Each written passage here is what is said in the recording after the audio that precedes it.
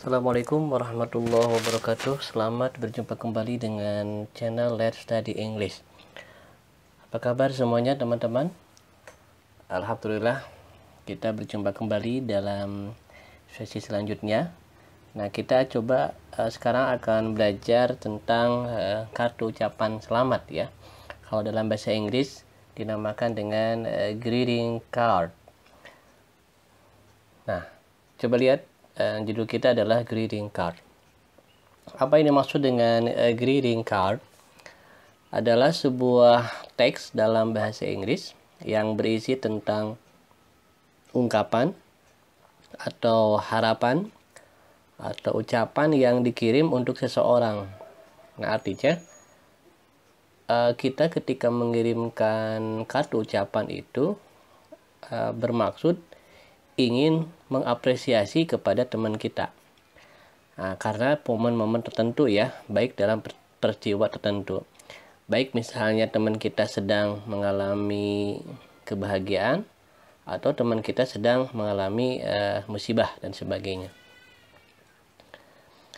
Nah, dalam greeting card itu ada strukturnya ya, atau structure of a greeting card. Ada 3 ya. Pertama ada receiver atau penerima, kemudian ada body, ada 3 dalam body itu, ada quote, ada picture, kemudian expression. Nah, quote itu artinya kutipan atau harapan si pengirim. Artinya ketika si pengirim mengirimkan kartu ucapan selamat, maksudnya dia apa gitu ya, karena setiap momen pasti berbeda-beda, tentu harapannya juga berbeda-beda. Kemudian ada picture, ilustrasi gambar. Tentu ketika kita ingin mengirimkan kartu ucapan, itu disesuaikan dengan momen pada saat teman kita atau sahabat kita sedang mengalami peristiwa tersebut gitu ya. Apakah misalnya teman kita sedang merayakan ulang tahun, tentu gambarnya pun berhubungan dengan ulang tahun. Atau misalnya teman kita sedang mengalami kebahagiaan karena dia sudah lulus baik dari sekolah maupun perkuliahan. Nah, tentu gambar atau ilustrasi gambar ketika pada saat ulang tahun dengan misalnya sudah lulus dari sekolah atau perkuliahan akan berbeda. Kemudian ada expression. Nah, expression itu bisa congratulation atau sympathy expression ya. Ya, jadi harus jelas ekspresinya, apakah ucapan selamat atau simpati. Misalnya ketika teman kita sedang mengalami musibah, tentu akan berbeda ekspresinya ketika teman kita misalnya sedang mengalami kebahagiaan ketika sudah lulus. Nah, yang terakhir ada sender ya, pengirimnya. Jadi ada 3 ya. There are 3 structure of a greeting card.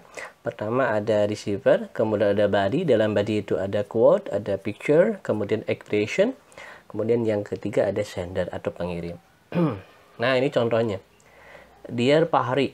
Nah, Dear Pahri ini termasuk ke dalam receiver atau penerimanya. Sedangkan Uncle Farhan itu termasuk ke dalam sender gitu ya. Oke ya, bisa dipahami ya. Oke.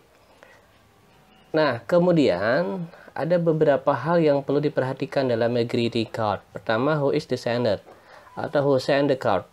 Siapa yang mengirimkan kartu ucapan itu? Ya. Kemudian, what is the author purpose to send a card?